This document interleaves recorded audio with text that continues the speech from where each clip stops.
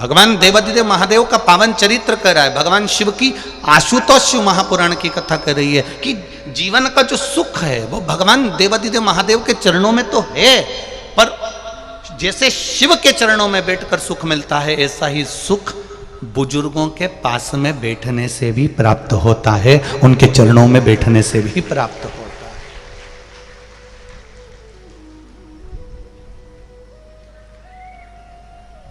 एक पत्नी हमेशा अपने पति को रुआब दिखाती है, छत्तीसगढ़ की नहीं है? एक पत्नी अपने पति को हमेशा रुआब दिखाती है कि मैं अपना घर छोड़कर आई, मैं अपना परिवार छोड़कर आई, मैं अपना पूरा बहन भाई छोड़कर, पूरे परिवार को छोड़कर मैं तुम्हारे लिए आई हूं। तो एक पति को भी रुआब दिखा कर कह देना चाहिए कि मैं भी तेरे चक्कर में अपने माता पिता से बुरा हो रहा हूं, मैं भी हो रहा हूं, ऐसा नहीं कि केवल तू ही। नारी तो अपने घर का केवल मायके को छोड़कर ससुराल में आती है, पर सबसे ज्यादा अगर दुख झेलना पड़ता है तो पति को झेलना पड़ता है। माता पिता कहते हैं जब से वो आई तो उसका हो गया, और ये दिन भर टाचा मार मार कर कहती रहती है तुम्हारे माँ बाप, तुम्हारे माँ बाप, तुम्हारे माँ बाप, तुम्हारे माँ बाप। अब बेचारा मंदिर के घंटे की तरह बीच में टंगा रहता है, बीच में टंगा। किसकी ओर बोले वो, किससे कहे?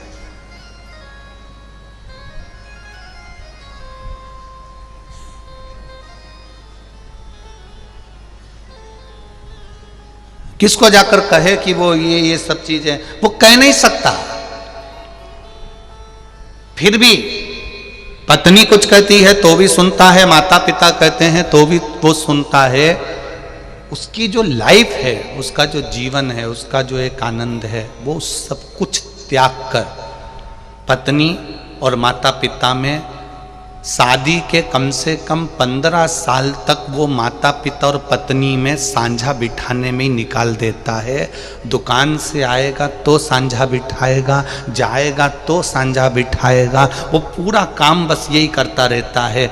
इसको भी समझाएगा, उनको भी समझाएंगे, इसको भी समझाएगा, उनको भी समझाएंगे। पर शिव महापुराण की कथा कर रही है सबको समझाने से अच्छा है इस दिल को समझाकर महादेव के चरणों में ले जाकर छोड़ दो, अपने आप सब समझ में आना चाहिए। करो शिव की भक्ति। आशुतोष शिव महापुराण की कथा है। आशुतोष भगवान का मात्र स्मरण करने वाला, आशुतोष भगवान का मंत्र जाप करने वाला, आशुतोष भगवान के नाम का केवल उच्चारण करने वाला सुख पा जाता है, केवल आनंद पा जाता है, केवल उच्चारण।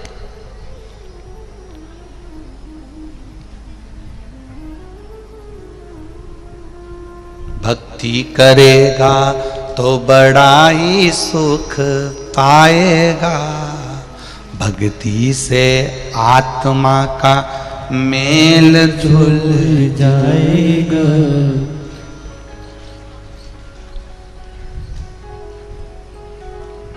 इस संसार में आने के बाद में थोड़ा थोड़ा भगवान का भजन चित्त स्मरण हम सब करते रहे।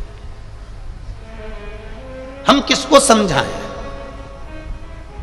हमें दूसरे को नहीं समझाना है, अपने आप को समझाना।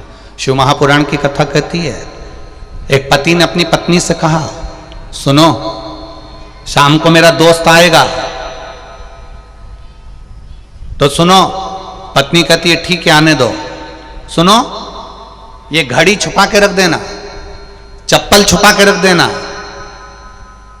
सामने जो गुलदस्ता रखा है इसको छुपा के रख दो।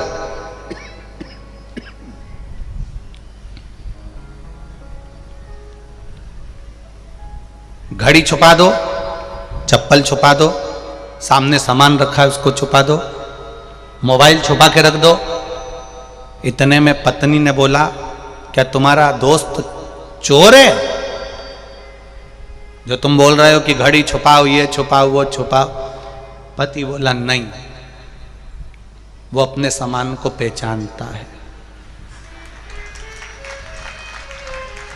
चोर वो नहीं है। चोर हम हैं जो हम उसके यहां से सामान लेकर आ गए। हमको लग रहा है कि सामने वाला व्यक्ति बेकार है, हमको लग रहा है उसने ऐसा कह दिया, हमको लग रहा है वो ऐसा है, पर शिव पुराण कहती है बुरा जो देखन में चला बुरा न मिला कोई। हम जितने बुरे हैं संसार का कोई व्यक्ति उतना बुरा नहीं है। अपने आप को समझा। शिव मंदिर में जाना, भगवान शंकर की चौखट पर जाना, भगवान शिव के दरवाजे पर जाना, तो ये कभी मत कहना कि उसने ऐसा कह दिया, उसने वो बोल दिया, उसने ऐसा कह दिया। नहीं नहीं नहीं, शंकर जी के मंदिर में जाकर कहना भोलेनाथ बस कोई कुछ भी कहे पर तू मेरे साथ में है, मेरा विश्वास कहता है मैं सारे झंझट से, सारी दंगल में से बाहर निकल जाऊंगा क्योंकि तू मेरे साथ में है। हम उसके प्रति पूर्ण समर्पित हो जाए, हम पूर्ण समर्पण हमारा भगवान के प्रति हो जाए, पूर्ण समर्पण।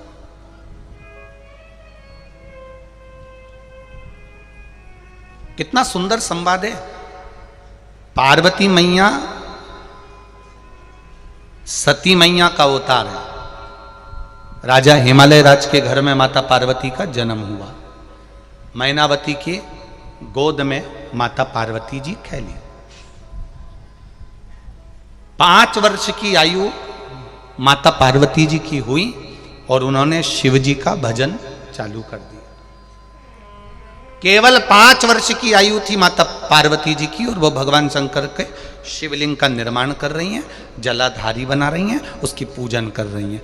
पार्वती मैया तब बेलपत्र भी नहीं जानती थी कि ये बेलपत्र है। पार्वती मैया तब जानती नहीं थी कि ये शिव जी को पत्ती चढ़ती है। एक बार माता पार्वती जी जब शिवलिंग का निर्माण करती हैं, भगवान शंकर का पूजन करती हैं, तब माता पार्वती सब जगह की पत्तियां तोड़कर भगवान शंकर का श्रृंगार करती हैं।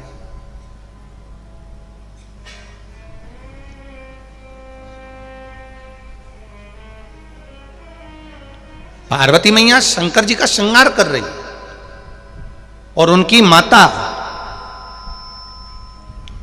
मैनावती आती हैं और मैनावती ने देख लिया कि पार्वती तो पार्थिव शिवलिंग का निर्माण करी है, बालू का शिवलिंग बनाया है, मिट्टी का शिवलिंग बनाया है और शंकर जी का जो श्रृंगार कर रही है वो इधर उधर के पेड़ों की पत्तियों से, वृक्षों की पत्तियों से कर रही है। तो मैनावती उसके पास में गई और पार्वती मैया के पास में जाकर मैनावती बैठ गई। पार्वती मैया के पास में मैनावती जाकर बैठी और मैनावती ने जाकर बैठकर पार्वती जी को बहुत देर तक देखा, उसकी पूजन को देखा,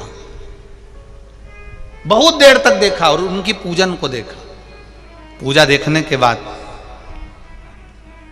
पार्वती मैया ने जब सारी पूजन कर ली तब मैनावती पार्वती जी को लेकर बाहर गई और बाहर जाकर मैनावती ने अपनी पार्वती को समझाना प्रारंभ करा। पार्वती तो ये पत्तियां जो चढ़ा रही है, ये पत्तियां शिव जी को नहीं चढ़ती। देख, शंकर भगवान को करोड़ों का धन चढ़ा दो, शिव स्वीकार नहीं करते। शंकर भगवान को करोड़ों की जायदाद चढ़ा दो, शिव स्वीकार नहीं करते। शिव को केवल एक बेलपत्र चढ़ा दो तो करोड़ों के धन से बड़ी धन संपदा एक बेलपत्र में होती है। तो पार्वती जी ने पूछा, मां वो बेलपत्र कैसी होती है? मां वो बेलपत्र है कैसी?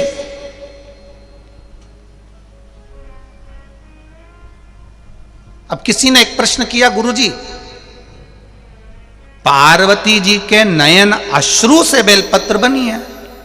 तो ये तो तुमने पार्वती जी के जन्म के बाद की कथा सुनी है, पर बेलपत्री का जो जन्म है, बेलपत्र का जो प्रागट्य है, ये पार्वती मैया से पहले जो माता उमा हो गई, जिनका विवाह भगवान महेश के साथ में हुआ,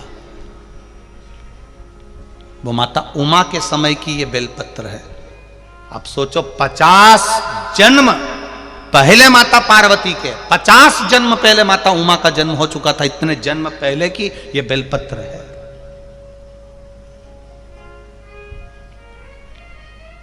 हम कई बार व्यासपीठ से कह देते हैं, लोग उसको हंसी में ले लेते हैं, हम कई बार कहते हैं अगर आपने पार्वती जी को नहीं देखा, सती माता को नहीं देखा, उमा माता को नहीं देखा, कात्यायनी को नहीं देखा, कुष्मांडा को नहीं देखा, बमलेश्वरी को नहीं देखा, जगदम्बा को नहीं देखा, अन्नपूर्णा को नहीं देखा, आपने स्कंदा आदिक महागौरी जितनी माताएं हुई इनका अगर दर्शन नहीं कराओ तो एक बेलपत्री को जब शंकर जी पे चढ़ाओ और शंकर जी पे चढ़ी हुई बेलपत्र जब उठाकर जब उसको अपने मस्तिष्क से लगाओ, समझ लेना कि सारी माताएं उस बेलपत्र के अंदर विराजमान हो जाती हैं जो शिव के पास में चढ़ी जाती हैं। एक बेलपत्री में 64 योगनियां विराजमान है, एक बेलपत्री में 33 कोटि देवता विराजमान है, एक बेलपत्री में अष्ट भैरव विराजमान है, एक बेलपत्री में अष्ट विनायक विराजमान है, एक बेलपत्री में अष्ट लक्ष्मी विराजमान है, एक बेलपत्री में 33 कोटि देवताओं का आनंद विराजमान है। वो बेलपत्र कोई साधारण नहीं होता। पार्वती तू शिव जी को एक बेलपत्र चढ़ा, ये माता मैनावती अपनी पार्वती को कह रही है। कहां कह रही है? पूजन वाली जगह से बाहर ले जाकर। अब जरा समझ लीजिए, छत्तीसगढ़ के और जितने लोग आस्था चैनल पर कथा सुन रहे हैं, जितने लोग फेसबुक यूट्यूब पर सुन रहे हैं और जितने लोग यहां बैठकर कथा सुन रहे हैं, मैनावती में और हम में अंतर है। हम व्यक्ति को टोकते कहां पर हैं? भगवान की जब वो पूजन कर रहा होता है तब। मैनावती ने वहां नहीं टोका, पार्वती को वहां नहीं बोला। मैनावती ने देख लिया कि पूजन कैसी कर रही है, पत्ती कैसी चढ़ा रही है, क्या कर रही है, तब पार्वती मैया का हाथ पकड़कर बाहर लेकर गई शंकर के मंदिर से, शिवालय से बाहर ले जाकर मैनावती ने कहा कि पार्वती शिव जी को अगर तू बेलपत्र चढ़ाएगी तो शंकर भगवान स्वीकार करेंगे। ऐसे तुझे बेलपत्र चढ़ाना है, ऐसे तुझे जल चढ़ाना है। ये शिव जी के सामने मैनावती ने नहीं कहा, शिव जी के पास से जाकर कहा। क्यों? अगर मैनावती कहती है मैं शंकर जी के सामने बैठकर तुझे अगर ज्ञान दूंगी तो वो ज्ञान श्रेष्ठ नहीं होगा। भगवान को लगेगा कि मैनावती को इतना अहंकार आ गया, इसलिए मैं वहां ज्ञान नहीं दे सकती, मैं तो भोलेनाथ जी के चरणों की दासी हूं, बाहर जाकर समझाऊंगी। और हम उल्टे हैं। कई माताओं की आदत रहती है, मंदिर में कोई पूजन करने आई और इसने टोकना, इधर मत बैठो, उधर बैठो, ऐसे मत चढ़ाओ, ऐसे चढ़ाओ, ये मत करो, ऐसा करो, तो समझ लेना ये मैनावती से भी ऊंची है। मैनावती से भी ऊंचा ज्ञान इसमें आ गया, जो ये शंकर जी के सामने बैठकर ज्ञान दे रही है। माता ब्रह्मा जी की धर्म पत्नी ब्रह्माणी को अहंकार आ गया था, सरस्वती को अहंकार आ गया था, वीणा देवी को अहंकार आ गया था कि मुझ में स्वर की आनंदता है, मैं स्वर की देवी हूं, मुझ में संगीत भरा है, मुझ में स्वर भरा है, मुझ में विद्या भरी है, मुझ में ज्ञान भरा हुआ है। ब्रह्मा जी ने जान लिया कि इसको इतना अहंकार आ गया, ब्रह्मा जी उसको शिव जी के पास ले गए। शंकर जी ने जान लिया कि सरस्वती को इतना अहंकार है, शंकर जी ने एक सभा रखी, इंद्र के यहाँ पर सभा चल रही थी, सब बैठे थे, देवादिदेव महादेव उस जगह पर पहुंच गए। तुमरुका जी आ गए, शंकर भगवान के भक्त तुमरुका जी, जिनके हाथ में वीणा है, करताल है, मुख घोड़े का लगा है, मुख घोड़े का लगा।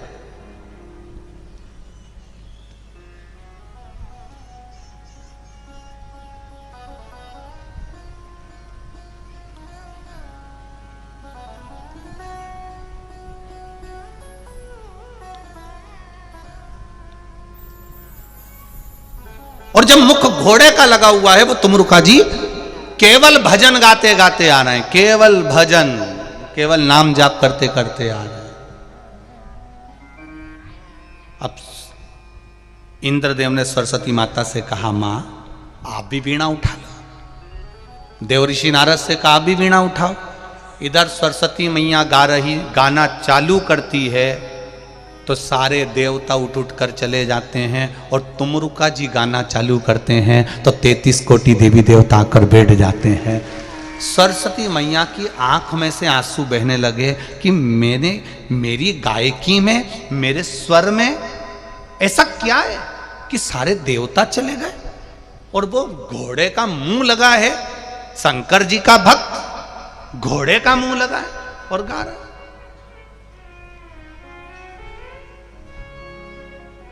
कितना भाव। एक जगह पे मीराबाई गा रही थी, मीराबाई भजन गा रही थी, तो वहां पर तानसेन निकल कर जा रहे थे, स्वर के सम्राट। तानसेन ने सुना मीराबाई गा रही है, तो तानसेन को बड़ा दुख हुआ। तानसेन ने कोयला उठाया, उठा के दीवार पे रख दिया, कृपया राग में गाएं। क्योंकि मीराबाई राग नहीं जानती थी, मीराबाई तो प्रेम से गा रही थी। तानसेन ने दीवार के ऊपर लिख दिया, कृपया राग में गाएं। मीराबाई भजन गाकर उठी, जो देखा तो दीवार पर लिखा था कृपया राग में गाएं। तो मीराबाई ने पूछा ये किसने लिख दिया? तब लोगों ने कहा तानसेन निकल कर गए थे, स्वर के सम्राट, जिनकी आवाज सुनने के लिए तो अकबर भी आनंद करता है, जिसको सुनने के लिए सब बैठे रहते हैं, बड़ी बड़ी सभाएं होती हैं, वो तानसेन ने लिखा है। मीराबाई तुम्हारे लिए लिखा है, कृपया राग में गाएं। मीराबाई ने कोयला उठाया, जहां लिखा था राग, उसके आगे लिख दिया अनु। क्या लिखा? जम के बोलो जरा। अनु। अब क्या हो गया वो? अनुराग। अब उसका पूरा पढ़ो, कृपया बोलो बोलो बोलो, अनुराग में गाएं। तानसेन वहां से निकलकर फिर गया, तो उसने देखा कि यहां पर मैंने लिखा था कृपया राग में गाएं, तो ये अनु किसने लिख दिया? तो क्या मीराबाई ने लिखा है। तानसेन मीरा के पास गए, मीरा मैंने तुझे राग गाने के लिए बोला और तूने अनु लिख दिया। मीराबाई कहती है तानसेन तुम गाते हो अकबर को प्रसन्न करने के लिए, राजा को प्रसन्न करने के लिए, मीरा गाती है गिरधर को प्रसन्न करने के लिए। राजा राग देखता है और भगवान, बोलो रे छत्तीसगढ़ वालों, अनुराग देखता है। भगवान कभी राग नहीं देखेगा, भगवान अनुराग देखेगा। भगवान को नहीं चाहिए तुम्हारी राग वाग, रख लो तुम्हारे पास। रात को माताएं और ये छोरा हो, ये नवयुवक छोरे और बूढ़ी बूढ़ी माताएं रात को जब गाती हैं, उनको देखने लायक है। डोकरी उनके मुंडा में दांत नहीं और भजन ऐसा गाए, ऐसा गाए, और छोरा उन भी ऐसी ऐसी चिल्लाए हार हार। उधर से छोरे चिल्लाए, इधर से डोकरी होन गाए और ढोलक पीट पीट के। इनके हाथ देखो तो ऐसे दुबरे पतरे और ढोलक ऐसी पीट रही कि मां पीटे तो अंदर आवाज जाए, ऐसा भयंकर।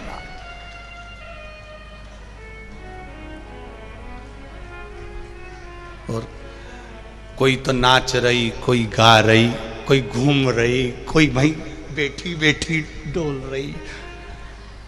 एक वीडियो देखा था हमने, तुम्हारे छत्तीसगढ़ के लोग बहुत वीडियो डालते हैं, तो वो वीडियो देखा था, तो उसमें एक मई बैठ गई और कोई डोकरी भजन गा रही, तो वो वहीं घूम रही फिर कन्नी जैसी, वही घूम रही। तो और हमारा तो निवेदन है, बालोदा बाजार या आसपास के जितने शहर लगे हैं, कौकड़ी गांव के जितने आसपास में नगर लगे हैं, ये नज़ारा बार बार देखने को नहीं मिलेगा।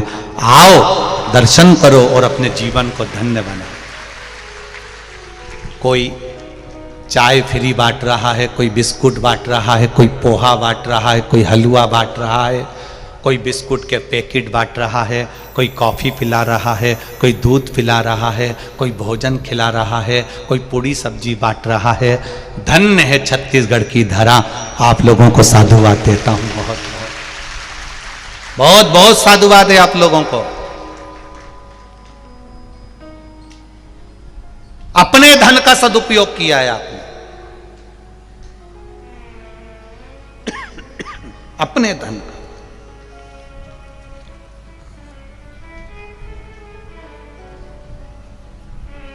ये छत्तीसगढ़ के लोगों ने जो खिलाने की जो आदत डाली है, लोगों को खूब प्रेम देने की आदत डाली है, ये कहीं उस परमात्मा की कृपा से प्राप्त हुआ है और उसको आनंद के साथ जनमानस तक पहुंचना चाहिए।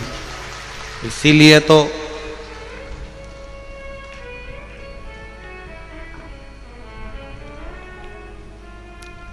छत्तीसगढ़ का सबसे प्रबल धान के कटोरे का सबसे प्रिय त्योहार कल आ रहा है।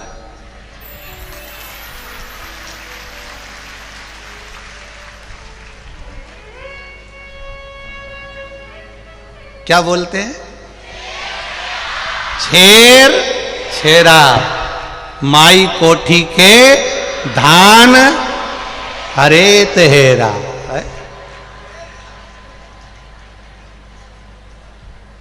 छेर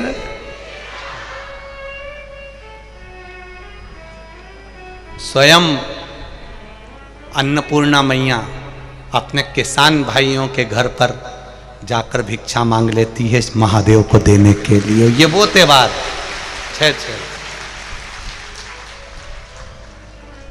चाहे करोड़पति हो चाहे रोड़पति हो, वो भी भिक्षा मांगने के लिए जाता है कि एक मुट्ठी धान मिल जाए और वो जीवन का आनंद कर जाए। ये वो छेर छेर है, ये सुख है।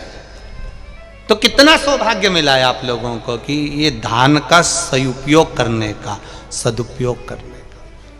और इसके बाद में जहां कथा है परभणी में 13 तारीख से 17 तारीख तक शाम को 4 बजे से 7 बजे तक, परभणी वालों को भी कहना चाहूंगा ये मौका 5 दिन कहीं ना कहीं तुम्हारे भाग्य का था, इसलिए कहीं भोलेनाथ को कुछ कृपा करना होगी। परभणी में कोई ना कोई ऐसा शिव भक्त होगा जिसके कारण परभणी को ये 5 दिन की कथा मिली। 13 से 17 तक भंडारे खूब चलाओ, आए हुए भक्तों का खूब आदर करो, खूब प्रेम से खिलाओ। चाहे अग्रवाल समाज हो, महेश्वरी समाज, ब्राह्मण समाज, दर्जी समाज, धोबी समाज, जो समाज है सब लग जाओ। किसी के आदर में कमी ना रहे, क्योंकि शिव महापुराण में कोई साधारण मनुष्य नहीं जाता। शिव महापुराण की कथा सुनने के लिए स्वयं मेरा महादेव पार्वती को लेकर आता है। यहां पर सुनने वाला केवल एक मनुष्य नहीं है। कथा सुनने जितने लोग पंडाल में बैठे हैं वो केवल मनुष्य नहीं है, शंकर के हैं, शंकर के प्रिय हैं। क्योंकि तुम्हारे पहचान वाले की शादी में, तुम्हारे जैसे कोई अच्छे रिश्तेदार की शादी है, रिश्तेदार की शादी में वही जाता है जिसकी उससे बहुत घनिष्ठता होती है। तो शिव महापुराण में वही आता है जिसकी शंकर से बहुत घनिष्ठता होती है, जिसका प्रेम शिव के प्रति है, जिसका स्नेह शंकर के प्रति है, जिसकी वात्सल्यता शिव के प्रति है। मिला मौका। कल किसी ने एक मैसेज करा था, गुरुजी आपकी सब कथा 1 बजे से आती है, 2 बजे से आती है, 11 बजे से आती है, कभी 10 बजे से आती है। अब की बार की कथा जब माघ के महीने में चालू हो रही है और वहाँ चल रही है परभणी में, तो शाम को 4 से 7 क्यों दिया? तो हमने समीर जी को यह बात बोल दी थी कि एक कथा हमारा मन है, शंकर भगवान का जो समय होता है प्रदोष काल, हमारा मन था कि कम से कम 2 दिन, 5 दिन या 7 दिन की कथा प्रदोष काल में माघ महीने में श्रवण करी जाए। तो माघ महीने की जो कथा है 5 दिन की, वो आप लोगों को वो आनंद के साथ प्रदोष काल में शिव का जो समय है, शंकर का जो समय है, उस प्रदोष काल में हमें श्रवण करने को मिलेगी। तो पूरे माघ महीने का फल तुम्हारी झोली में आकर रखा जाएगा। इसलिए उस कथा का समय लिया है शाम, प्रदोष काल का समय 4 से 7 का। भक्ति का बल बढ़े, विश्वास बढ़े।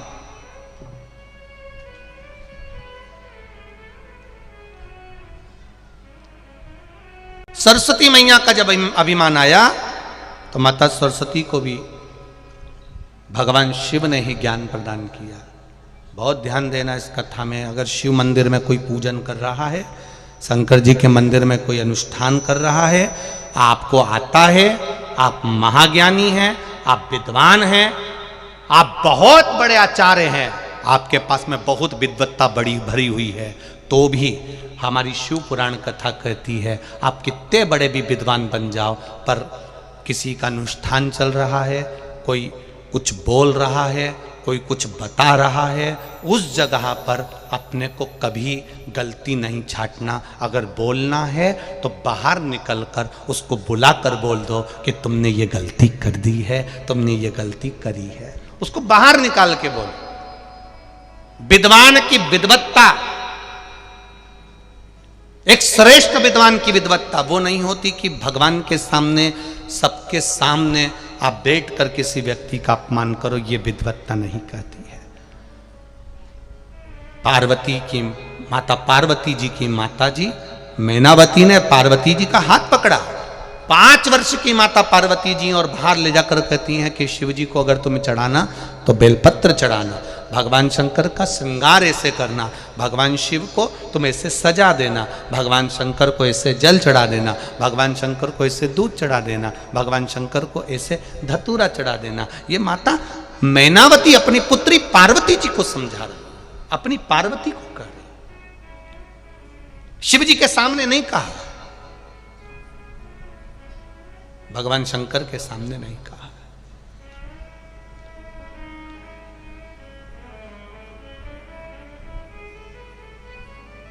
अब जैसा माता जी ने समझाया था मैनावती ने, वैसा वैसा माता पार्वती पूजन करना प्रारंभ कर दिया। अब पूजन कर रही माता पार्वती, तो पूजन का फल क्या मिला? पूजन करते करते पार्वती जी वन में चली जाती है, वन में शिव जी की आराधना करती है, फिर भगवान देव अधिदेव महादेव माता पार्वती को प्राप्त हो जाते हैं। हम भी पूजन करते हैं, आप और हम भी पूजन करते हैं, आप और हम भी शिव मंदिर जाते हैं, आप और हम भी शंकर का अनुमोदन करते हैं, शंकर का भजन करते हैं। पर अब हमको मालूम पड़ गया कि शंकर जी के ऊपर जो जल का पात्र टंगा रहता है वो शिव जी की 5 बेटियां हैं। अब हमको मालूम पड़ गया कि जहां से जल बहता है उसके बीच में जो जगह होती है, उस जगह पर कौन होती है? जम के बोलो, अशोक सुंदरी। क्या आपको पहले मालूम था क्या? नहीं। अब हमको मालूम हो गया कि यहाँ अशोक सुंदर ही है, अब हमको मालूम पड़ गया कि यहाँ गणेश जी हैं, अब हमको मालूम पड़ गया यहाँ कार्तिकेय जी हैं, अब हमको मालूम पड़ गया जहाँ शिवलिंग रखा है वहाँ पर पार्वती जी का हस्त कमल है, अब हमको मालूम पड़ गया ऊपर से जहाँ जल गिर रहा है वहाँ शिव जी की 5 बेटियां हैं, अब हमको मालूम पड़ गया जहाँ से पानी नीचे गिरता है और जहाँ तक जाता है उस बीच में पानी जितनी दूर चलता है वहां 33 कोटि देवी देवता विराजमान होते हैं। ये हमको ज्ञात हो गया। ये काय से ज्ञात हुआ? जब हमने शिव महापुराण की कथा को सुना, पढ़ा और स्मरण किया, तब हमें मालूम पड़ा कि कथा में ऐसा वर्णन है।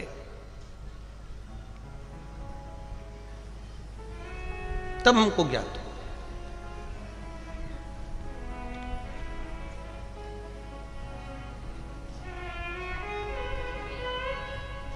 जब तक हमें ज्ञात नहीं होता तब तक हम जानते नहीं।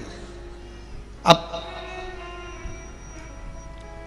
देखो एक पत्र आया है,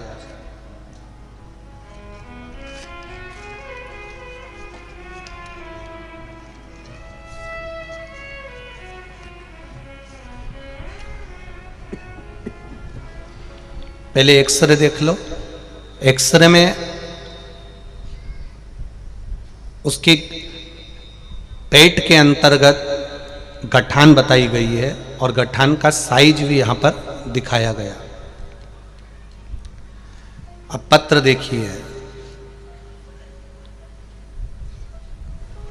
मेरा नाम गीता कुशवाहा है, मैं बिलासपुर तिकरा छत्तीसगढ़ से आई हूं, कहीं बैठी हो तो हाथ हिलाइएगा। गीता जी कुशवाहा, कहीं बैठी हो तो हाथ हिलाइएगा, जहां भी बैठी हो। कहीं बैठी हो तो हाथ जरूर हिलाइएगा। मेरा नाम गीता कुशवाहा है, मैं बिलासपुर तिकरा छत्तीसगढ़ से आई हूं। मैं बहुत समय से पेट दर्द की समस्या से परेशान थी, फिर मैंने डॉक्टर को दिखाया, तब डॉक्टर ने पेट में गठान की समस्या बताई।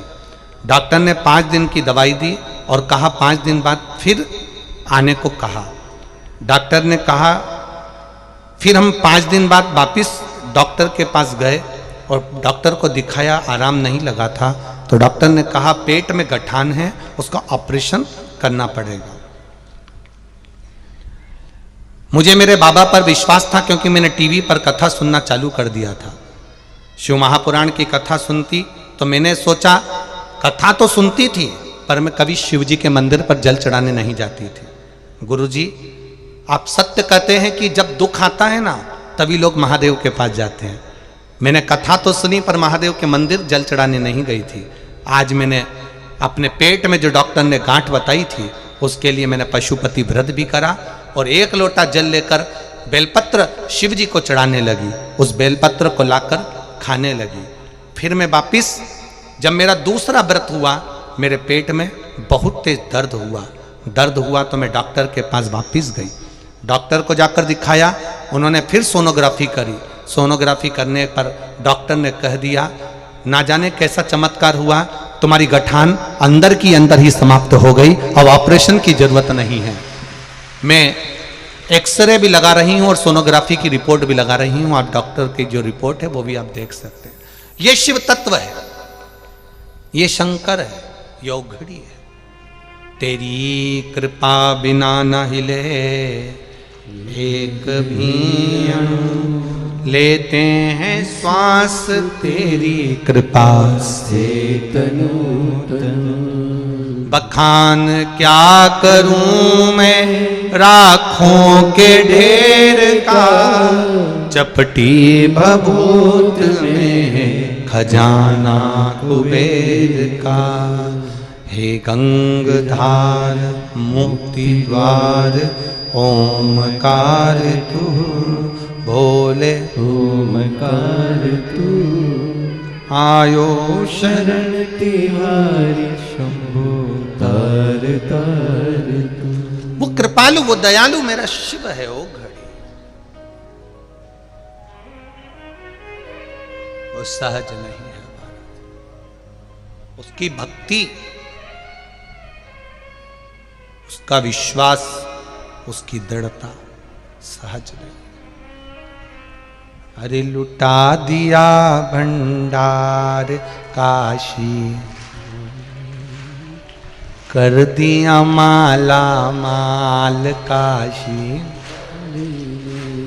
लुटा दिया भंडार काशी वाले ने, कर दिया माला माल काशी वाले ने। ओ लुटा दिया भंडार काशी वाले ने, कर दिया माला माल काशी वाले ने। लुटा दिया भंडार काशी वाले ने, कर दिया माला माल काशी वाले ने। ओ लुटा दिया, हाँ लुटा दिया, लुटा दिया लुटा दिया। ओ लुटा दिया, हाँ लुटा दिया, लुटा दिया लुटा दिया।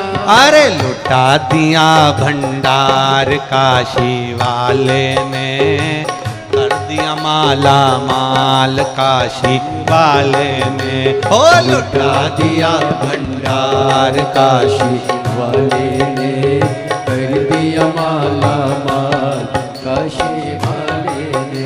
ओ लुटा दिया, हाँ लुटा दिया, लुटा दिया लुटा दिया। ओ लुटा दिया, हाँ लुटा दिया, लुटा दिया लुटा दिया।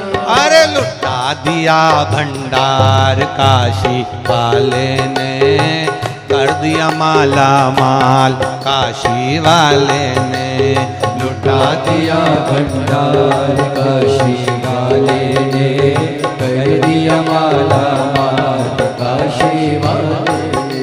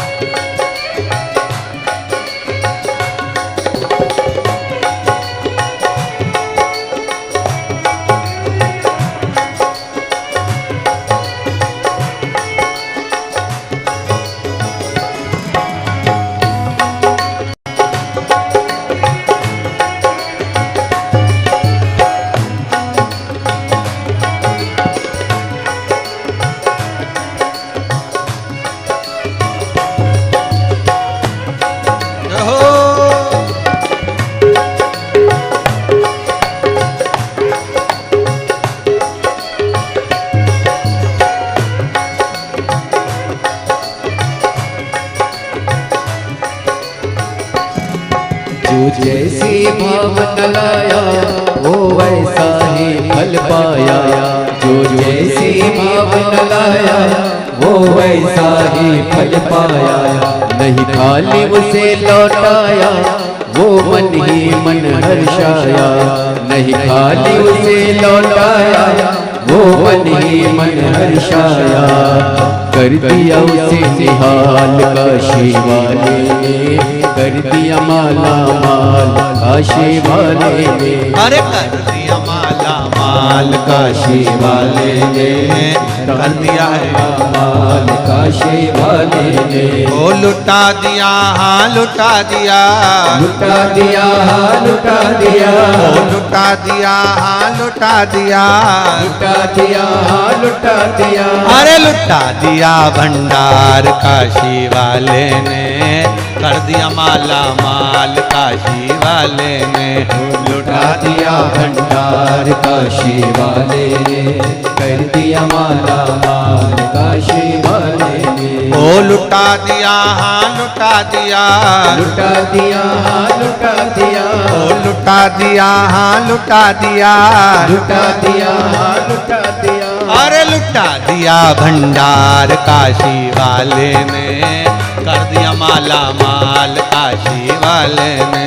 लुटा दिया भंडार काशी वाले ने, कर दिया माला माल काशी वाले ने।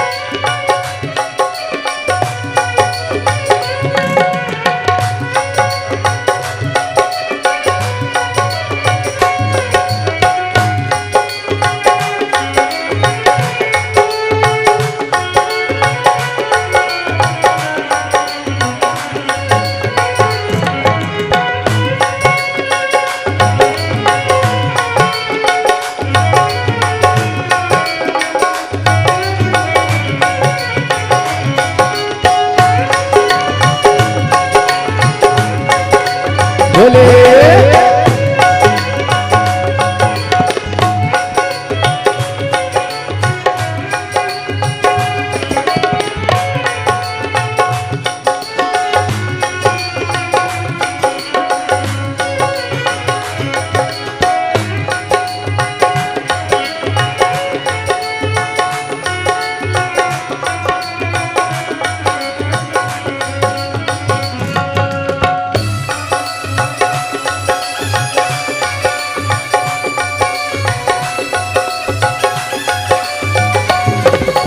जय हो।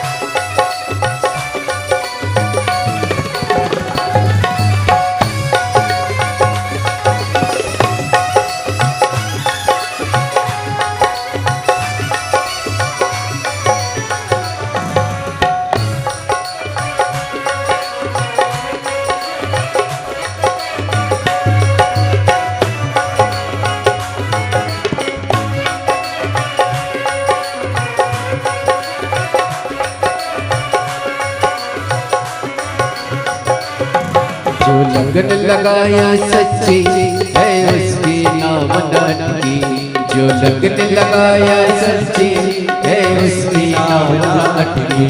पेड़ों को पार लगाया नहीं देर करी पल भर की, पेड़ को पार लगाया नहीं देर करी पल भर की।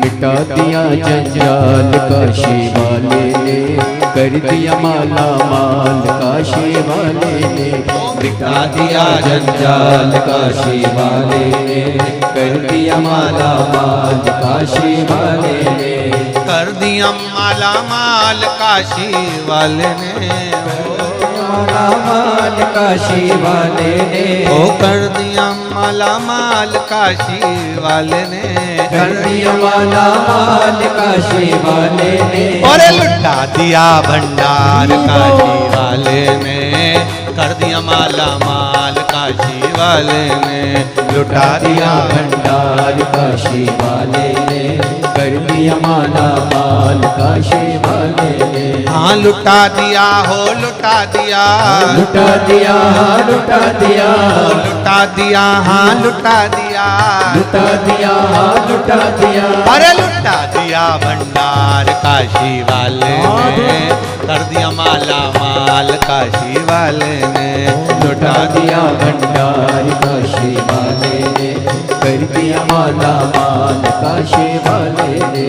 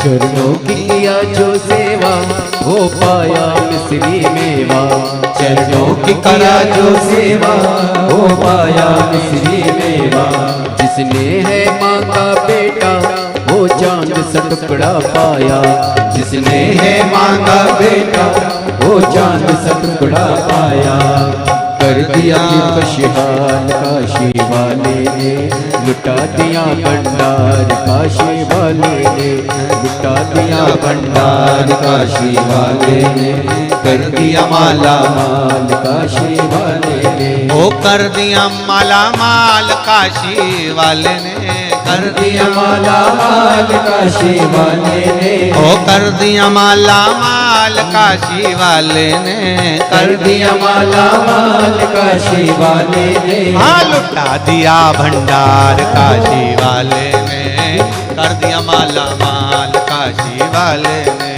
लुटा दिया भंडार काशी वाले ने, कर दिया माला माल काशी वाले ने, ओ लुटा दिया हाँ लुटा दिया, लुटा दिया लुटा दिया, ओ लुटा दिया हाँ लुटा दिया, लुटा दिया लुटा दिया, ओ लुटा दिया भंडार काशी वाले ने, कर दिया माला माल काशी वाले ने, लुटा दिया भंडार काशी वाले ने, कर दिया माला माल काशी वाले ने, ओ कर दिया माला माल काशी वाले ने, कर दिया माला माल काशी वाले ने, ओ कर दिया माला माल काशी वाले ने, कर दिया माला माल काशी वाले, आरे अपने स्थान पर बैठकर भगवान शिव से भाव से दिल से हृदय से प्रार्थना करें कि बाबा हम आपकी शिव महापुराण की कथा सुन रहे हैं, ऐसी कृपा करिए, हमारे हृदय में भक्ति का संचार करिए और हमारे हृदय को आनंदित करिए। आपके चरणों की भक्ति दिए, आपके चरणों की भक्ति प्रदान करिए। बाबा से निवेदन दिल से कहिए। श्री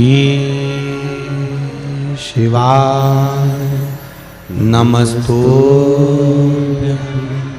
श्री शिवाय नमस्तुभ्यं, श्री शिवाय नमस्तुभ्यं, श्री शिवाय नमस्तुभ्यं, श्री शिवाय नमस्तुभ्यं। भोला सब दुख काटो मारा, ओ भोला सब दुख काटो मारा। शिव शंकर जपो तेरी माला, भोले बाबा जपो तेरी माला। भोला सब दुख काटो मारा, ओ भोला सब दुख काटो मारा। भगवान शिव से दिल से कहे, शिव के सामने, गुरु के सामने, माता पिता के सामने ज्यादा ज्ञानी नहीं बनना हमको। किन किन के सामने? एक मेरे भोले बाबा के मंदिर में जाओ, शिवालय में जाओ, शंकर के मंदिर में पहुंचो, शिवालय में पहुंचो, शिव के दरवाजे पर पहुंचो, तो हमें ज़्यादा विद्वान नहीं बनना कि तूने ऐसी पूजन कर दी, तूने वैसी पूजन कर दी, तूने ऐसा कर दिया। ना ना ना, तुम ज्ञानी हो, उसको बताना चाहते हो, बाहर निकलो। बाहर निकलकर जब वो पूजन करके उठ के चली जाए, तब बाहर बैठकर उसको समझाओ कि तूने आज पूजन में ये गलती करी है। पर देवाधिदेव महादेव के सामने कभी नहीं कहना कि तूने ये गलती करी है। हम इतने विद्वान नहीं हैं।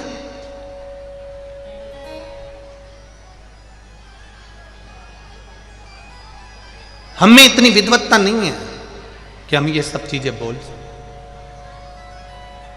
अरे तेरी ही दया से सब कुछ मिला है, तेरा शुक्रिया है, तेरा शुक्रिया। सब कुछ उसी की कृपा से मिला है हमको, उसकी दया से मिला है हमको। पार्वती मैया ने जब भगवान शिव की आराधना करी, देवाधिदेव महादेव मेरे भोले बाबा पार्वती मैया को प्राप्त हुए। शिव दूल्हा बने, पार्वती दुल्हन बने।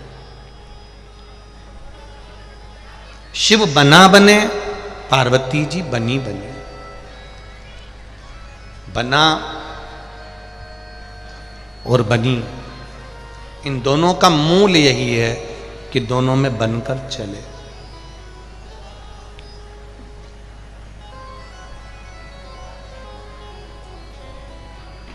कितना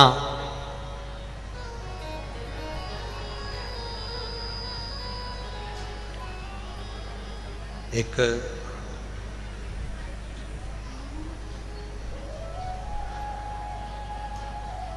देने के लिए भोलेनाथ जी को तुम्हारे पास में बहुत सारा कुछ भी नहीं हो, तो केवल एक हृदय से, दिल से श्री शिवाय नमस्तुभ्यम कह देने से भी भगवान शंकर स्वीकार कर लेते हैं। पर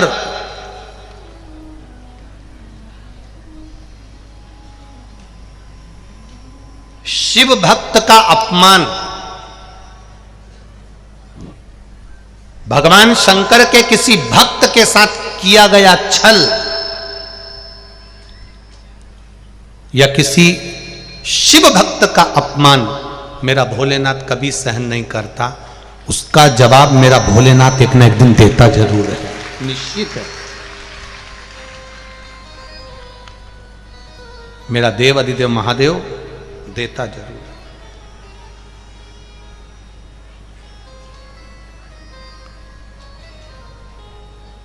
एक महाभारत में एक चरित्र आता है, रुक्मणी जी ने भगवान कृष्ण से एक प्रश्न किया है, और ये प्रश्न रुक्मणी जी का नहीं है, ये प्रश्न है सत्यभामा जी का। जो सत्यभामा जी ने भगवान माता रुक्मणी जी से कहा कि ये भीष्म पितामह जो बाणों की सैया पर पड़े हैं, भीष्म पितामह जो मर रहे हैं, भीष्म पितामह के जो प्राण छूट रहे हैं, भीष्म पितामह जो मर रहे हैं, अंतिम सांसें जो भीष्म पितामह की चल रही है, ये क्या अर्जुन के कारण चल रही है? क्या पांडवों के कारण चल रही है?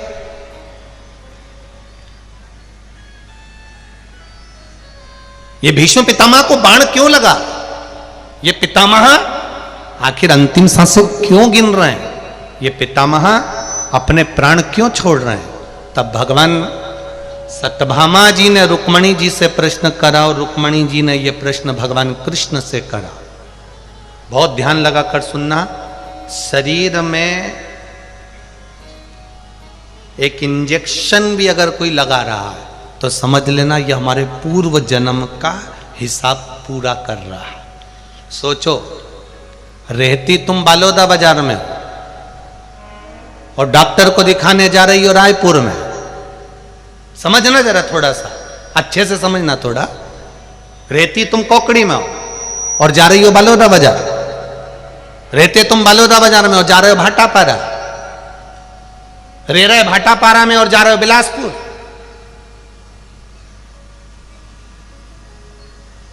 रह रहे बिलासपुर में और जा रहे राजनंदगांव। आधे गांव तो हमको वैसे ही याद हो गए, छत्तीसगढ़ के हो। तो जरा विचार करिएगा, थोड़ा सा ध्यान में लगिए। तो ये विचार करो कि यहां रहे हो, रहते यहां पर हो, और दिखाने वहां क्यों जा रहे हो, और वहां के डॉक्टर से इलाज क्यों करवा रहे हो, और वहां के डॉक्टर से इंजेक्शन लगवा रहे हो। शरीर को कहीं ऑपरेशन हो रहा है, कहीं कट रहा है, कहीं काटा जा रहा है। कारण क्या है? उसका एक कारण है, पूर्व में तुम्हारा और उसका कोई बैर रह गया होगा, पूर्व का कोई लेन देन रह गया होगा, जो तुम कोकड़ी छोड़कर भाटापारा पहुंच गए, बालोदा बाजार पहुंच गए, बालोदा बाजार से तुम रायपुर पहुंच गए, कहीं बिलासपुर पहुंच गए। तुम्हारा लेन देन कुछ रहा होगा, हमारा भी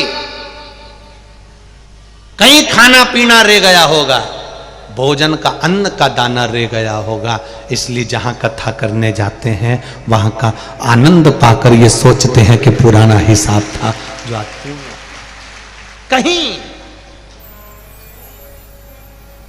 जायसवाल परिवार कथा करा रहा है, बड़ा सरल परिवार है, बड़ा सहज। हमने तीनों भाइयों को देखा, उनके पिताजी को देखा, किसी से कुछ नहीं बोलना, कोई शब्द नहीं, कुछ भी नहीं, कुछ नहीं।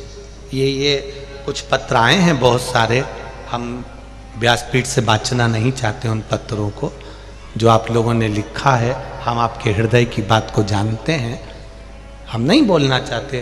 पर कोई सोचे कि जायसवाल जी ये व्यवस्था करवा रहे हैं कि भाई ये वीआईपी पास होना, या ये पास होना, या वो पास होना, जायसवाल जी की तरफ से मैं कह सकता हूँ इस दिल से, उन्होंने नहीं कहा होगा कि किसी को वीआईपी रखो कि किसी को क्या। ये मैं जिस व्यक्ति जो कथा कराता है, जजमान जिसके घर का हम अन्न पाते हैं, हमारा दिल कहता है कि वो व्यक्ति नहीं कह सकता कि आप ऐसा। ये तो लोगों के भाव होंगे कि यहाँ इसको बिठा दो, वहाँ उनको बिठा दो, यहाँ ऐसा कर लो। पर दिल से कहना चाहूंगा आप सबको, दिल से,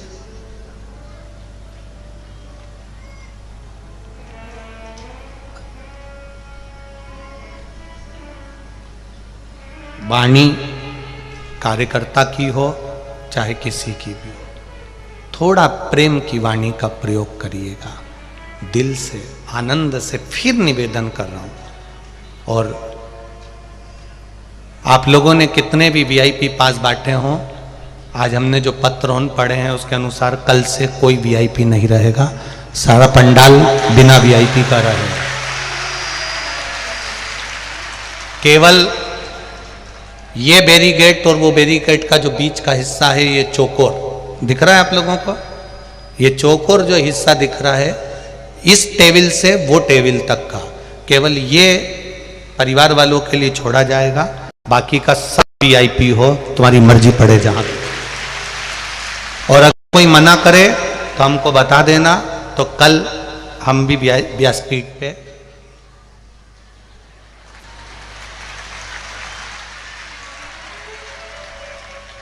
कोई दिल्ली से आया है, कोई आगरा से आया है, कोई कानपुर से आया है, कोई कहीं से, कोई कहीं से आया है, और आप लोगों को अगर कष्ट हो तो हमको अच्छा नहीं लगेगा। आप लोगों के लिए शिव महापुराण की कथा है और शिव आपके लिए। और मेरा दिल कहता है, जितने लोग बालोद बाजार के आ रहे हैं, जितने लोग भाटापारा के आ रहे हैं या आसपास के गांव के आ रहे हैं, ये भी नहीं चाहते कि हम वीआईपी बनकर बैठे। ये मेरा दिल कहता है। मेरे बालोदा बाजार के लोग ऐसे नहीं हो सकते जो कहें कि हमको आगे बिठाओ, हमको पास दो, हम बैठेंगे आगे। मेरे बालोदा बाजार के लोग ऐसे नहीं हो सकते। मेरा छत्तीसगढ़ मेरी जान है। धान का कटोरे को मैं जानता हूं, उनका प्रेम कितना है। ये नहीं कह सकते कि आप मुझे आगे बिठाओ कि पीछे बिठाओ। इनका प्रेम ही इतना है कि पलक पावड़े बिछाते हैं लोगों के लिए। तो ये क्यों कहेंगे कि हमको बिठाओ कि उनको बिठाओ। पहले आओ, पहले पाओ, जहां मर्जी हो वहां बैठ जाओ। बस ये जरूर है, कथा चालू होने से पहले जहां जहां जगह मिल जाए वहां बैठ जाओ, और कथा होने के बाद जब कथा पूर्ण हो जाए तब जो रात को सोने वाले होते हैं वो पंडाल में अपना आसन बिछाएं और प्रेम से आनंद से सोएं। किसी को मना नहीं, पर इस कंपाउंड को छोड़कर। हाँ, कार्यकर्ता, बाउंसर, प्रशासन ये अपना काम पूरा करेंगे, लोगों को बिठाने में, समझाने में, व्यवस्था करने में। पर इनके लिए कार्य खत्म नहीं हुआ है कि कार्यकर्ता सोचे कि अपना काम खत्म हो। ना ना ना, तुम्हें तो 7 दिन नहीं छोड़ू। आपका कार्य बिठाओ, प्रेम, स्नेह, वात्सल्यता दीजिए, प्रेम दीजिए। गुलाब जामुन खाओगे तो भी वहीं जाओगे, बादाम खाओगे तो भी वहीं जाओगे। हो, कहीं पे भी बैठ के कथा सुन लो, मिलेंगे कैलाश पे। हो, दिल रखकर श्रवण करिए, आनंद रखकर सुनिए। कितना सरल है जायसवाल परिवार, कितना। मैं तीनों भाइयों को 2-3 दिन से, 4-5 दिन से देख रहे हैं, उनके पिताजी को देख रहे, परिवार को देख रहे। वास्तवता है इनकी सहजता, इनकी सरलता और इनका आनंद, इनका पूरा प्रेम, कोई मतलब नहीं। आनंद, प्रसाद पवाया, आनंद लिया, घूमे। और कार्यकर्ताओं का भी रुख आनंद व्यवस्थाओं में जो लगे हैं, बहुत कार्यकर्ताओं के साथ में राष्ट्रीय स्वयं संघ के, आरएसएस के भक्त सेवक लगे हैं, बजरंग दल के लगे हैं, विश्व हिंदू परिषद के, हिंदू उत्सव समिति के, बहुत सेवा कर रहे हैं, बहुत साथ। ये चित्त है आपका, ये आनंद है। करो दिल से सेवा, उसका फल। शिव महापुराण की कथा कर रही है, भगवान शंकर का पावन चरित्र कर रहा है, शिव तत्व कह रहा है। शंकर का अगर कोई भगत का अपमान होता है, शिव भक्त का यदि अपमान होता है, तो देवादिदेव महादेव स्वयं आकर देखते हैं, शंकर भगवान स्वयं समझ लेते हैं। वही हुआ। सत्यभामा जी ने रुक्मणी जी से प्रश्न किया, रुक्मणी जी ने भगवान कृष्ण से प्रश्न किया। मेरा प्रश्न का उत्तर दीजिए वसुदेव। हे कन्हैया, हे कृष्ण, मेरे प्रश्न का उत्तर दीजिए। क्या प्रश्न है आपका? मेरा प्रश्न केवल एक है। क्या प्रश्न? कि भीष्म पितामह को अर्जुन ने मारा है क्या?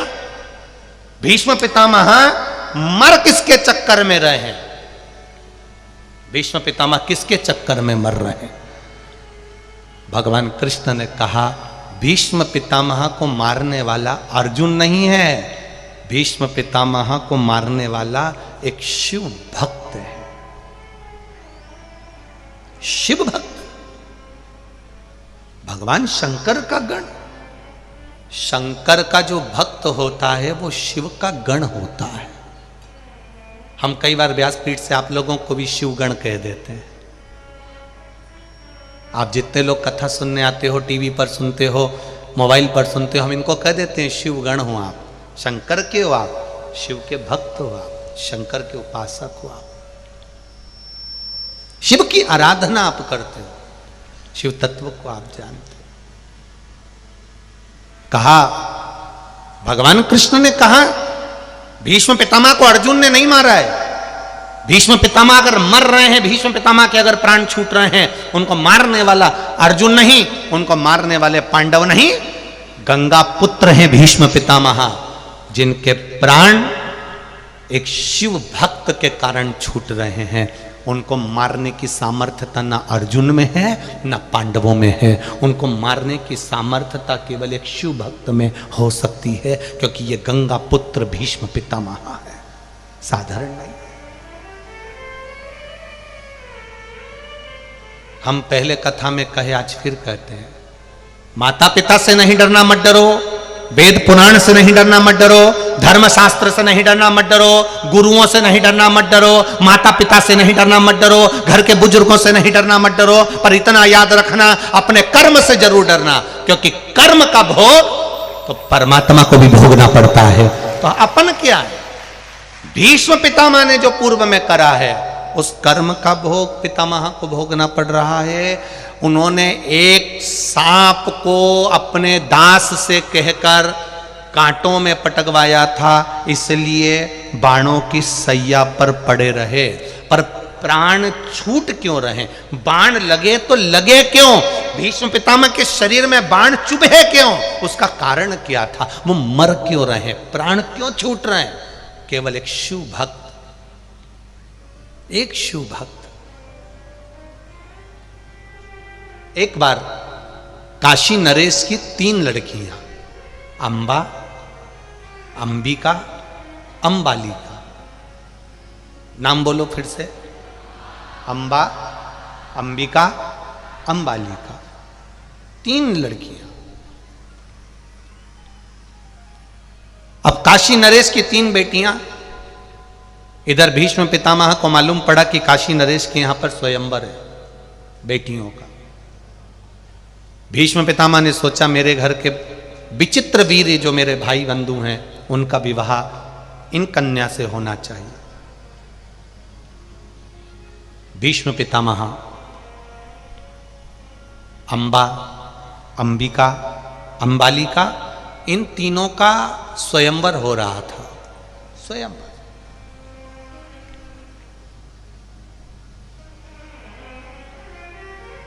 उसमें अंबा जो थी वो शिव की परम भक्त थी, भगवान शंकर की उपासना।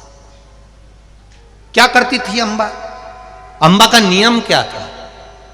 अंबा का एक ही नियम था, शिव मंदिर में जितने दिए, दीपक, शिव मंदिर में जितने दीपक ठंडे हो जाते थे, ठंडे मतलब समाप्त हो जाते थे, दिए बुझ जाते थे या ठंडे हो जाते थे या समाप्त हो जाते थे, उनमें कोई प्रकाश नहीं होता था, बुझ जाते थे, ठंडे हो जाते थे, उन दियों को इकट्ठा कर कर, साफ कर कर वापिस एक डलिया में रख देती थी।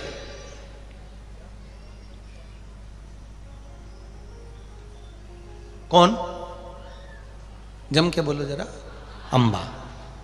अंबा, अंबिका, अंबालिका में पहले नंबर की अंबा का नियम था, दिए जितने शिव मंदिर में लगते थे उन दियों को उठाकर साफ कर कर एक डलिया के अंदर बांस की टोकरी, बांस बोलते हो, बांबू बोलते हो, जो भी बोलते हो, बांस की डलिया में।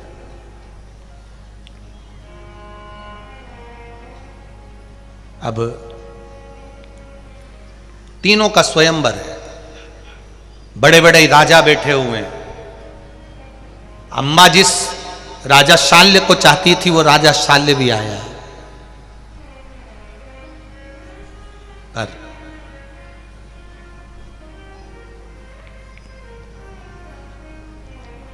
भीष्म पितामह रथ लेकर पहुंच गए।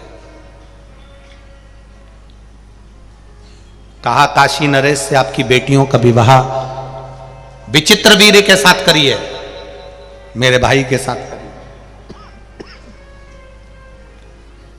विचित्र वीर्य के साथ। हाँ, काशी नरेश ने कहा यहां स्वयंवर है, आप स्वयंवर में जीत जाओगे लड़कियों को, बेटियों को, तो मैं विवाह कर दूंगा। कोई स्वयंवर नहीं। तीनों का हाथ पकड़ा, भीष्म पितामह ने रथ पर चढ़ा लिया, मैं इनको लेकर जा रहा हूं, आप कन्यादान करने के लिए जाइए। तीनों कन्याओं को ले गए। इतने में अंबिका और अंबालिका तो वहां रहीं, पर अंबा ने भीष्म पितामह के सामने हाथ जोड़कर कहा कि मैं एक वर को चाहती हूं और मैं उसी के साथ विवाह करना चाहती हूं। जब सुना, राजा शाल्य भी उस स्वयंवर में बैठा हुआ था जिसका युद्ध भीष्म पितामह के साथ हुआ था। भीष्म पितामह तीनों कन्याओं को ले आए। अंबिका अंबालिका तो रहीं, पर अंबा विचित्र वीर्य के साथ विवाह नहीं करना चाहती थी क्योंकि मैं शाल्य को चाहती हूं। भीष्म पितामह को लगा कि अगर ये शाल्य को चाहती है तो जाओ तुम राजा शाल्य के पास पहुंच जाओ। छोड़ दिया। राजा शाल्य के पास में अंबा पहुंच गई। अंबा ने राजा शाल्य से कहा कि मैं तुमसे विवाह करना चाहती हूं क्योंकि मैं तुम्हें स्नेह करती हूं। राजा शाल्य कहते हैं मैं भी तुमको चाहता हूं, पर मैं अब तुमसे विवाह नहीं करूंगा क्योंकि तुम्हारे पिता के घर में मेरा अपमान हुआ है। भीष्म पितामह तुमको लेकर चले गए, हरण कर कर चली गई, तुम भाग कर चली गई, अब मैं तुमसे विवाह नहीं कर सकता, मैं नहीं करूंगा शादी तुमसे।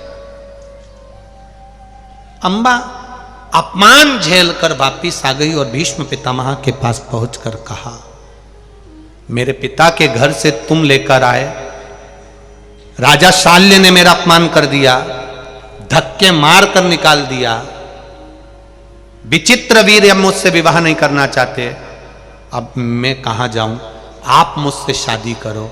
भीष्म पितामह ने कहा मैंने संकल्प लिया था कि मैं शादी नहीं करूंगा, मैं नहीं कर सकता,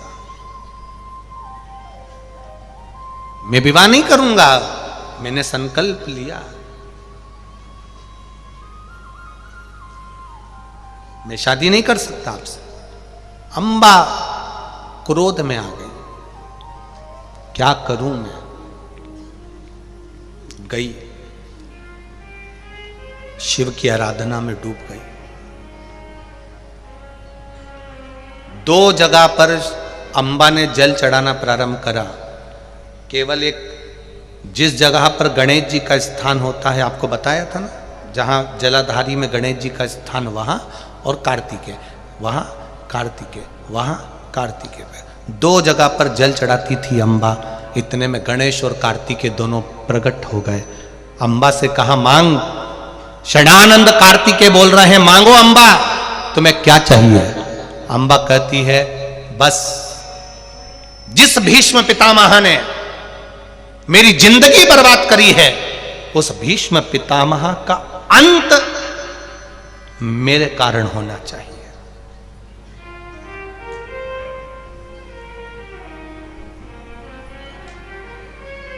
तब कार्तिकेय जी ने कहा यह वरदान तो हम नहीं दे सकते, पर एक माला तुम्हारे गले में हम दे रहे हैं, यह माला हमेशा ताजी की ताजी रहेगी, ये कभी बासी नहीं होगी, इसके फूल कभी नहीं मुरझाएंगे। ये माला जो अपने गले में पहन लेगा वो भीष्म पितामह को मार देगा। हम ये नहीं कहते कि तुम मारोगे, पर ये माला जो पहनेगा ले जाओ। अंबा के गले में कार्तिकेय षडानंद ने माला दे दी। अंबा वो माला पहनकर पूरी पृथ्वी पर घूमती है। इस माला को कोई पहन ले, इस माला को कोई पहन ले, कोई नहीं पहनता, कोई नहीं पहनता। भीष्म पितामह का अंत कैसे होगा। अंबा रो पड़ी, उसको दुख हो गया कि ये माला का क्या करूं। इसने माला उतारी,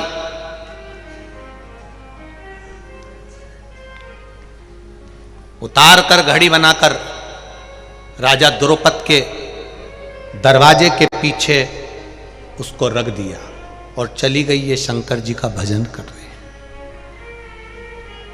शिव का भजन कर रहे हैं। चंदन की जो शिला होती थी, देखा है आप लोगों ने? किस किस ने देखा? वो चंदन को घिसने का एक पट्टा होता है छोटा सा, उसकी जो शिला होती है,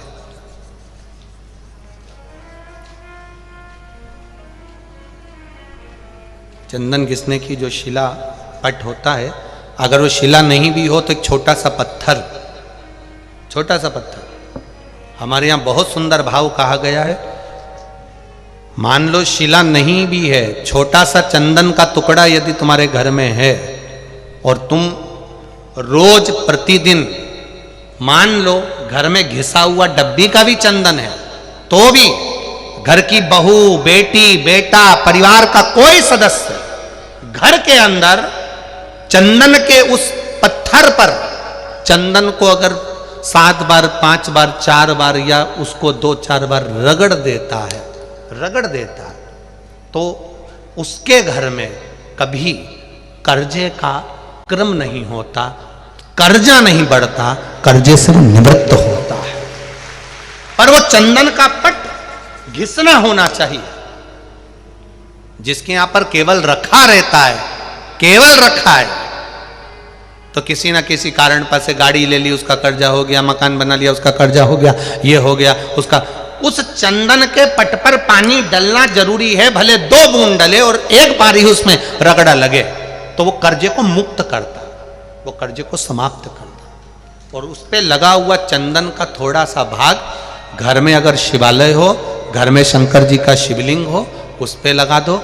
और अगर नहीं हो तो उसी चंदन को जब आप किसी कलश में जल लेकर जाओ, उसी कलश पर लगाकर चंदन को लेकर जाओ और शिव जी को समर्पित कर कर आओ। चंदन लगने से ही कर्जे की मुक्ति होती है, कर्जा समाप्त होता है, वो कर्जा रहता नहीं।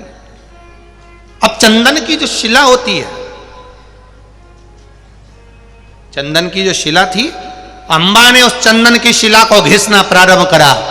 इतना घिसती रही, इतना घिसती रही, इतना घिसती रही, शिव जी के पास में चंदन घिसती, शिव जी का लेपन करती, चंदन घिसती, लेपन करती, चंदन घिसती, लेपन करती, चंदन घिस घिस के लेपन करती रही। और इतनी देर में देवाधिदेव महादेव प्रसन्न हो गए, उसके हाथ में छाले पड़ गए, पानी टपकने लगा, शरीर थक गया, चंदन घिसना बंद नहीं करती अंबा, और शिव जी का भजन करती है, आंख से आंसू गिरता है, शिव प्रकट हो जाते हैं। अंबा मांग तुझे क्या चाहिए? अंबा कहती है, भीष्म पितामह ने मेरी जिंदगी बर्बाद करी है, मैं उसको मारना चाहती हूं। शिव कहते हैं, तू मेरा भजन करती है अंबा, पर मैं सत्य कहूं, इस स्वरूप में तू भीष्म पितामह को नहीं मार पाएगी, तुझे अगला जन्म लेना पड़ेगा, तब भीष्म पितामह मर सकते हैं। अंबा कहती है, मेरे महादेव, मैं भीष्म पितामह को अगला जन्म लेना चाहती हूं। पर शिव ने कहा, अंबा, भीष्म पितामह गंगा का पुत्र है और तू मेरी भक्त है।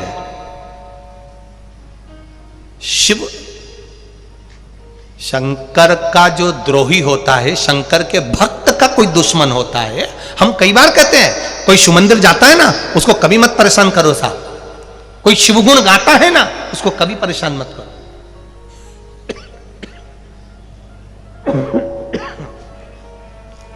कोई शिवगुण गाने वाला, कोई शिव कथा गाने वाला, कोई शिव का भजन करने वाला, कोई शिव मंदिर जाने वाला, कोई शंकर के आनंद में डूबने वाला, उसको कभी ताना मत दो, कभी उसके लिए अपशब्द मत बोलो, कभी उसको गाली मत दो, कभी उसके लिए आड़ा टेढ़ा मत करो, नहीं तो एक ना एक दिन तुम्हें रोना तो पड़ेगा, निश्चित है। शिव जी ने कहा, अंबा तू मेरी भक्त है, तू मेरी पूजन करती है, मेरा भक्त बदला लेने जाए मुझे अच्छा नहीं लगेगा। अंबा कहती है, तो फिर भीष्म पितामह कैसे मरेगा?